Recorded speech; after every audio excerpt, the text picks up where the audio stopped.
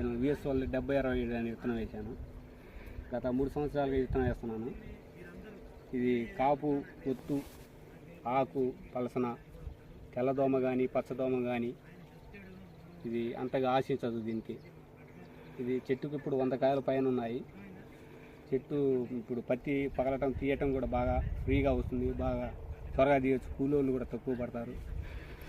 విత్తనం మంచి బాగుంది, బెస్ట్ ఇది. పుచ్చు చూద్దామన్నా కనపడతలేదు, పుచ్చు కూడా కంట్రోల్లో ఉంటుంది ఇది.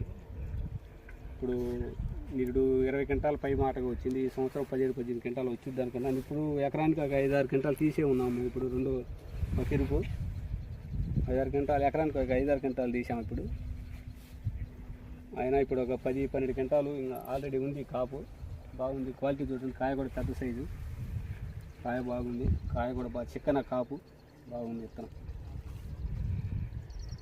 ప్రతి ఒక్క రైతు కూడా ధైర్యంగా వేసుకోవచ్చు విత్తనాన్ని.